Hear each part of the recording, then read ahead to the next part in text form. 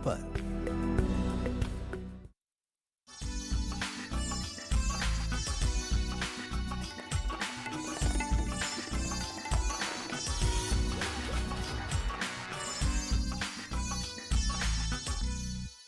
आदाब नाजरीन, रंग तरंग में आप सभी का खैर मकदम है। हिंदुस्तान के फूलों का ये खूबसूरत सा खुशनुमा गुलदस्ता जिसमें फ़न है, रक़्स है, मौसीकी है और हिंदुस्तान की तहजीब के बेशकीमती मोती भी। इस बार भी हमारे पद्मा अवॉर्डीज़ आपको रूबरू कराएंगे अपने अपने हुनर और फ़न से। साथ ही साथ इनकी हौसला अफजाई की है सदरे जमहूरिया ने। इसके अलावा गोंद आर्ट के बारे में बात करेंगे और फिर एक ऐसी किताब जिसमें जिंदगी का फलसफा है।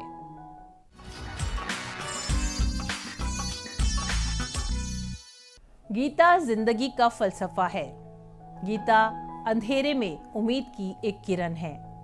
जब राह भटक जाओ तो गीता के ज्ञान में अपने लिए रास्ता ढूंढ लो।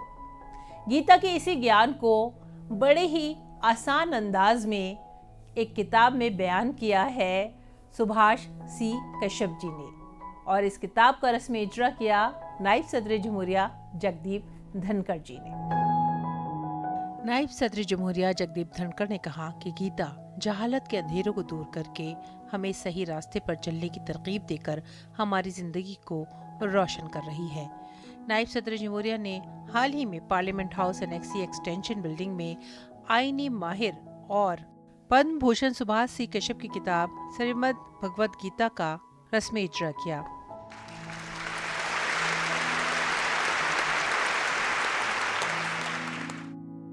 Gita teaches you sublimity, spirituality, religiosity, commitment to your duty, distancing yourself from self.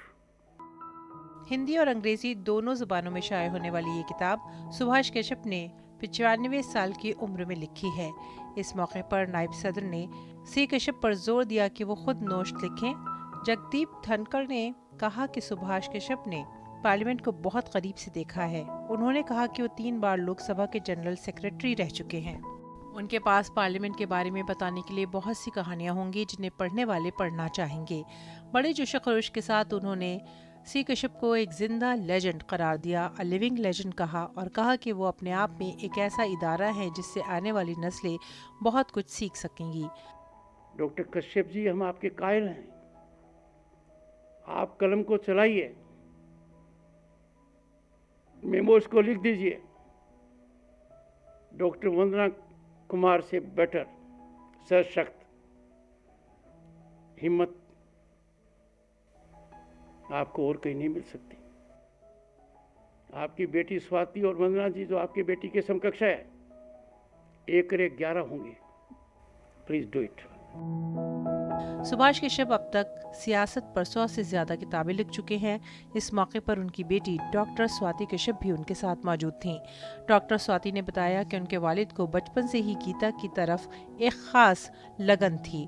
उन्होंने ये कहा कि उनके वालिद की ये किताब गीता के अजीम पैगाम को दरियाफ्त करने, उसे बेहतर तरीके पर समझने की उनकी मुसलसल कोशिशों की नुमाइंदगी करती है। इस किताब का मकसद गीता की आयात के मायने को आसान ज़बान में पेश करना है। इन्होंने कही है वो ये है कि भगवद गीता हम सबकी धरोहर है, पूरी मानव जाति की धरोहर है। ये कोई धर्म विशेष का ग्रंथ नहीं है केवल, ये हमें तरीका दिखाता है कि किस तरह से अपने जीवन को एक सुखी जीवन बनाया जा सकता है, स्वस्थ जीवन बनाया जा सकता है और सार्थक जीवन बनाया जा सकता है जिसमें सफलता की प्राप्ति हो।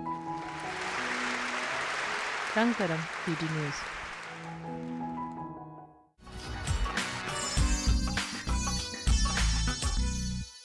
मौसीकी अपने अंदाज में हमें बहुत कुछ सुनाती है। मौसीकी की यही कहानियाँ अगर रंगों में ढल जाएं तो क्या कहने, और रंगों में मौसीकी को रचाने बसाने का हुनर है गोंद आर्ट। गोंद आर्ट का ये ख़ास अंदाज अपने आप में लोगों के लिए बेहद पुरकशिश है। हाल ही में राजधानी दिल्ली में रज़ा फाउंडेशन ने गोंद आर्ट पर एक बेहद ख़ास आर्ट एग्जीबिशन लगाई। चलिए हम और आप चलते हैं, इस एग्जीबिशन का लुत्फ़ उठाते हैं।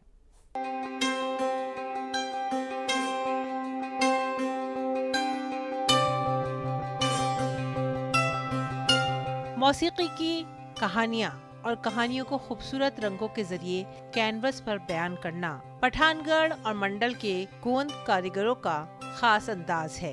उनकी उम्दा फनकारी हर एक को अपनी तरफ मुतवज्जह कर लेती है। गोंड कलम की यहाँ एग्जीबिशन में जो इंडिया इंटरनेशनल सेंटर में लगी हुई है, यहाँ पर हमने 26 कलाकारों की एग्जीबिशन लगाई है जो रज़ा फाउंडेशन ने ऑर्गेनाइज़ की है। यहाँ दूसरी बार हमने यहाँ एग्जीबिशन लगाई है जिसमें हमने 52 चित्र लगाए हैं जो कि सारे गोंड कलाकार हैं, और इसमें आप कई तरह के चित्र देखेंगे जो गोंड कला को प्रदर्शित करते हैं। गोंड आर्ट लोक फन की एक खास शक्ल है जिसे गोंड बिरादरी की ज़ेली शाख प्रधान बिरादरियों के फनकारों ने आगे बढ़ाया है, जिसमें गोंड की कहानियाँ, गानों और कहानियों को दिखाया गया है जो रिवायती तौर पर प्रधान बिरादरी ने सदियों से गोंड देवताओं और देवियों की तारीफ में गाई हैं। लोक फन अपने आप में एक तारीख रकम करता है। राजगोंद घराने के शाही खानदान के घर जाकर गोंद कहानियां सुनाते थे जो उनका जरिया माश था। जब प्रधानों की कहानियां सुनाने की रिवायत कम हुई तो प्रधान आर्टिस्ट इसको कैनवस पर उतारने लगे। जनगढ़ सिंह शाम ने पेंटिंग के जरिए गोंड कहानियां सुनाने की इस रिवायत को आगे बढ़ाना शुरू किया। और मध्य प्रदेश के पाटनगढ़ के जितने भी आर्टिस्ट हैं, 26 कलाकारों की यहाँ एग्जीबिशन है जिसमें 52 पेंटिंग्स हैं और हर पेंटिंग अपने आप में नायाब है। आज गोंड पेंटिंग को जीआई टैग मिला है और ये मुल्क और बैरून मुल्क में बेहद मशहूर हो रही हैं। मध्य प्रदेश की गोंड कला एग्जीबिशन मुझे बहुत अच्छी लगी। यहाँ save the nature and nature save the life exhibition है। बहुत अच्छा काम हुआ है, बहुत अच्छा कलाकारी करी है आर्टिस्ट ने। रज़ा फाउंडेशन नौजवानों को एक ऐसा प्लेटफॉर्म फराहम करती है जहां पर वो अपनी तख्लीकी सलाहियतों को और भी ज्यादा निखार सकते हैं। गोंड आर्ट की एग्जीबिशन इसी सिलसिले में एक कड़ी है। रंग तरंग, डीडी न्यूज।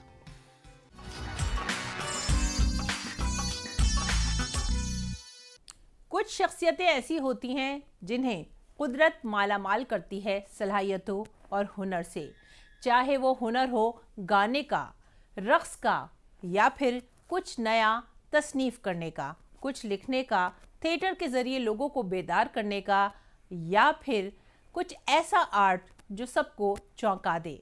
हमारे फनकार, हमारे मुसन्निफ, हमारे समाजी कारकुन, ये सब अपने अपने अंदाज में समाज को बेदार तो करते ही हैं, साथ ही साथ एक खूबसूरत और बुलंद माशरे की तरफ हमको जाने की तरकीब भी देते हैं। आज हम आपको रूबरू करा रहे हैं इन फनकारों से जिन्हें हाल ही में पद्मा अवार्ड से नवाजा गया।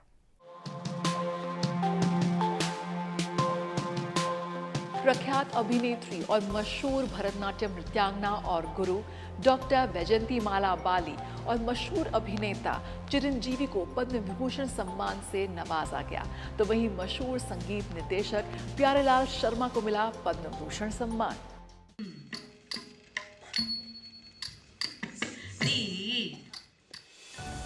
डॉक्टर वैजयंती माला बाली का जन्म 13 अगस्त 1933 को हुआ। 5 वर्ष की आयु में ही आप कला क्षेत्र से जुड़ गई। कला की उत्कृष्टता जब सिनेमा जगत तक पहुंची तो प्रमुख हिंदी अभिनेत्री के रूप में आपने ख्याति प्राप्त की। मधुमती, 12th Feud, आम्रपाली जैसी हिंदी फिल्मों में आपके अभिनय ने लोकप्रियता के नए आयाम स्थापित किए। साल 1984 और साल 1989 में आपने दक्षिण मद्रास लोकसभा निर्वाचन क्षेत्र का प्रतिनिधित्व किया। आपको संगीत नाटक अकादमी पुरस्कार सहित कई प्रतिष्ठित सम्मान से अलंकृत किया जा चुका है।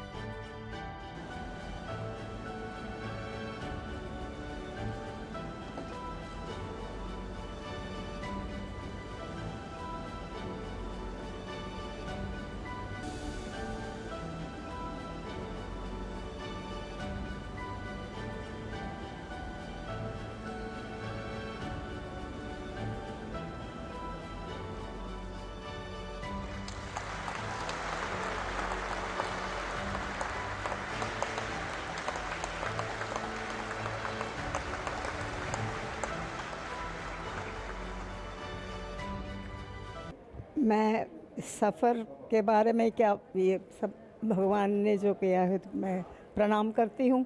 भरतनाट्यम इतना मैं कभी कॉम्प्रोमाइज़ नहीं किया, तो फिल्मों के लिए अलग, मगर भरतनाट्यम में जो फाउंडेशन ना, अस्तिवार जो कहते हैं, इतना बढ़िया स्ट्रॉन्ग अस्तिवार, तो हर एक डांस मैं कर सकती थी।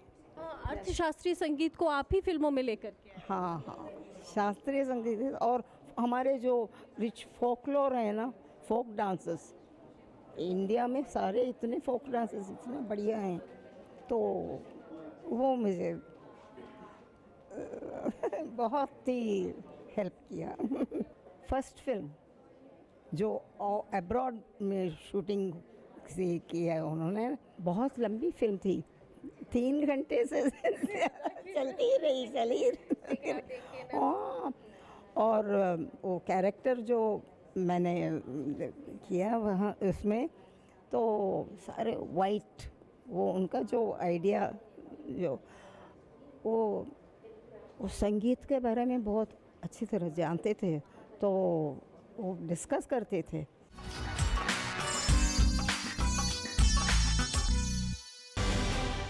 तेलुगु फिल्मों में अपने अभिनय की धाक जमा चुके चिरंजीवी का जन्म 1 अगस्त 1955 को हुआ था। साधारण पृष्ठभूमि से आने वाले सुपरस्टार की सफलता असाधारण रही। 155 फिल्मों में आपके अभिनय ने उत्कृष्टता के मानक स्थापित किए हैं। समाज सेवा के क्षेत्र में कोविड-19 महामारी के दौरान जरूरतमंदों के लिए ऑक्सीजन बैंक की व्यवस्था करने में आपका योगदान अतुलनीय रहा। आप साल 2012 में नामित सदस्य के रूप में राज्यसभा के सदस्य रह चुके हैं।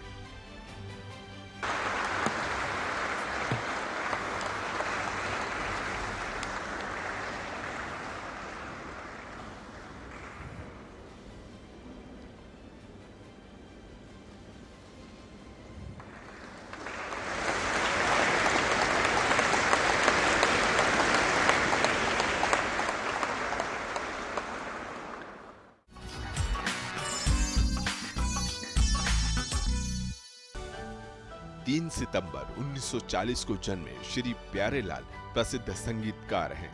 साल 1950 में आप मुंबई फिल्म इंडस्ट्री से जुड़े और अनेक प्रसिद्ध गीतों को संगीतबद्ध किया।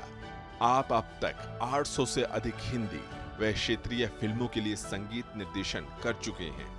संगीत सेवा में आपका योगदान अद्वितीय है।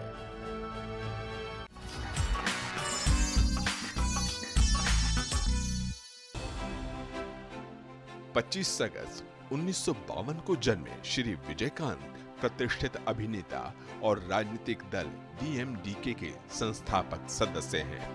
आपने 1979 में तमिल सिनेमा में करियर का शुभारंभ किया। 154 फिल्मों में आपने अभिनय किया है। साल 1991 में आई फिल्म कैप्टन प्रभाकरण के लिए आपको कैप्टन उपनाम मिला।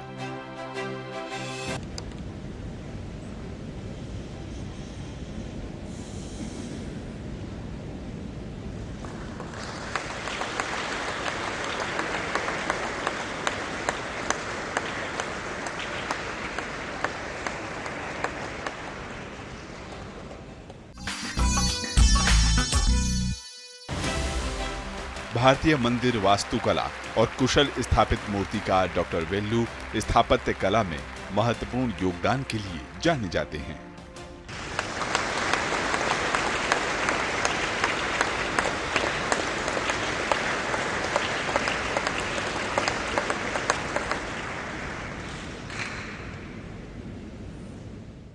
Twelve years tried to Padma Awards, but I never get Padma Award. But this year, Honorable Modi ji given a chance to me for great proud to my India.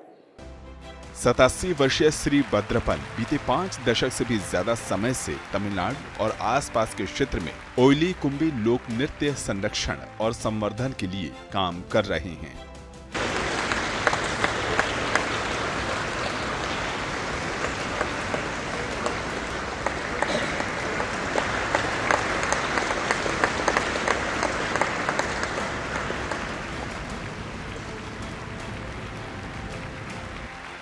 Chhattisgarh के रहने वाले श्री रामलाल बरेठ ने रायगढ़ शैली में कथक को बढ़ावा दिया है। इस शैली के लिए आपका काम अविश्वसनीय है।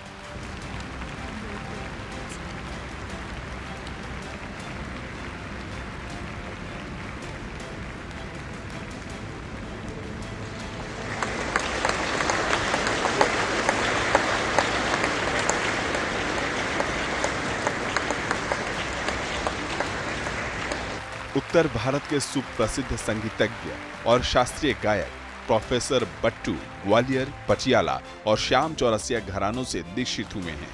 आपका गायन पिछले 6 दशक से लोगों को मंत्रमुग्ध कर रहा है।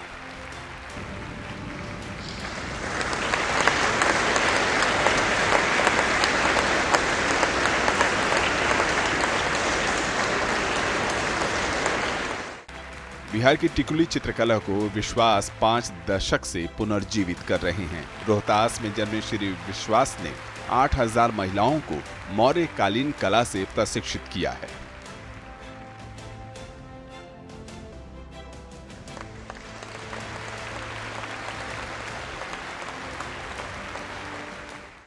त्रिपुरा की रहने वाली श्रीमती चकमा आधुनिक व पारंपरिक वस्त्र डिजाइनर हैं।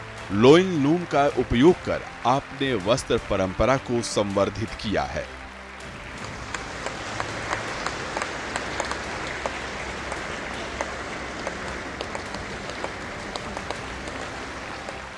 श्रीमती अनुपमा होस्केरे 3 दशक से अधिक समय से धातु कठपुतली कला का प्रचार कर रही हैं। आप धातु पपेट थिएटर बेंगलुरु की संस्थापक हैं।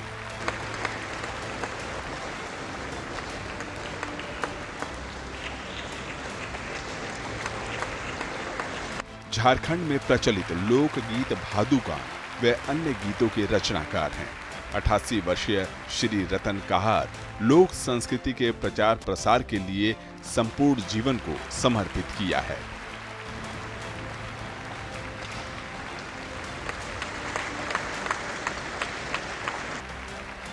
जुलाई 1971 को जन्मे श्री लेप्चा सिक्किम के मंगन जिले के रहने वाले हैं। आप बांस के शिल्पकार हैं और लेप्चा पारंपरिक टोपी के लिए प्रसिद्ध हैं।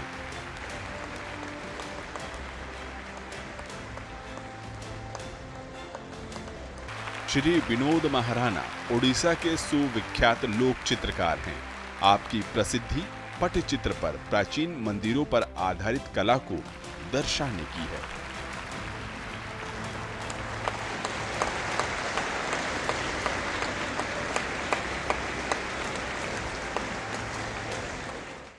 पंडित रामकुमार मल्लिक दरभंगा घराने के 12वीं पीढ़ी के हिंदुस्तानी शास्त्रीय गायक हैं। 5 दशक से ध्रुपद गायकी में आप उत्कृष्ट प्रदर्शन करते रहे हैं।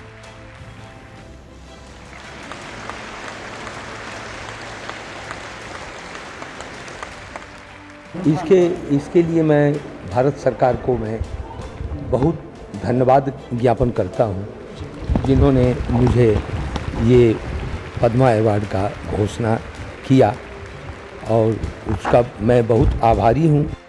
श्री अली मोहम्मद और श्री गनी मोहम्मद की बीकानेर से मांड लोक गायक बंधुओं की जोड़ी है।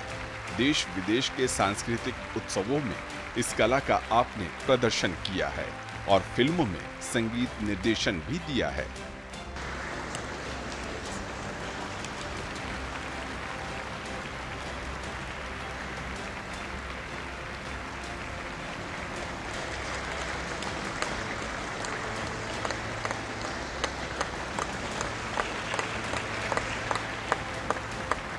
बरगढ़ के 85 वर्षीय शब्द नृत्य लोक कलाकार हैं।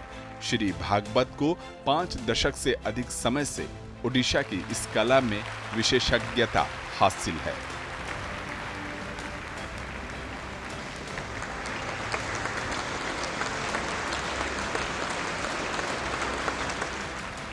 श्रीमती सिल्वी पासा पूर्वी खासी हिल के वरिष्ठ लोक संगीतकार पुराने खासी नृत्य रूपों को पुनर्जीवित कर रही हैं और खासी जयंतिया संस्कृति के संवर्धन में संलग्न हैं।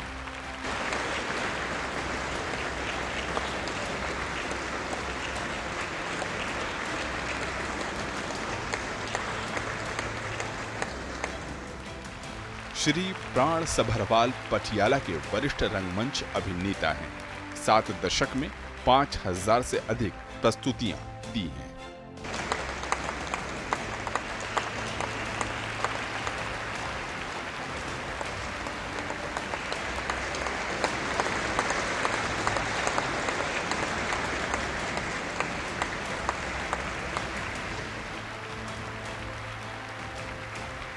श्री नेपाल चंद्र सूत्रधार 50 वर्ष से अधिक समय से मशहूर छऊ कलाकार, छऊ नृत्य के पारंपरिक रूप और छऊ मुखौटा बनाने के अनूठे तरीके की पुरुलिया की सांस्कृतिक विरासत का संरक्षण और बढ़ावा आपने दिया है।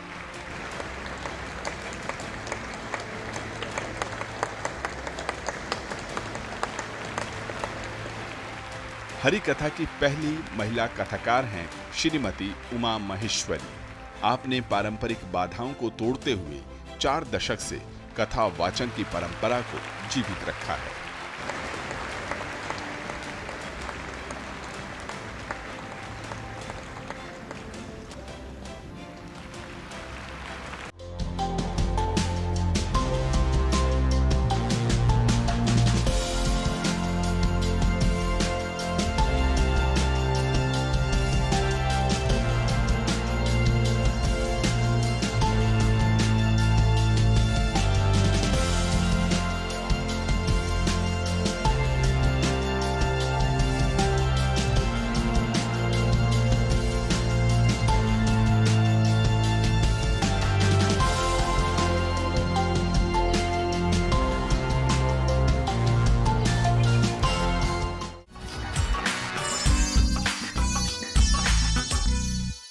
रंग तरंग में एक बार फिर से आपकी खिदमत में लेकर आएंगे कुछ और नया, कुछ और खास, लेकिन उसके लिए इंतजार करना पड़ेगा अगले हफ्ते तक इसी वक्त इसी चैनल पर।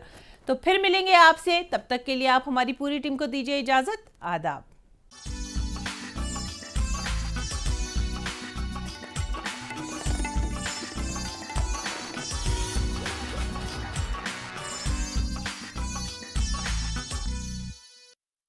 देखा जो हुस्न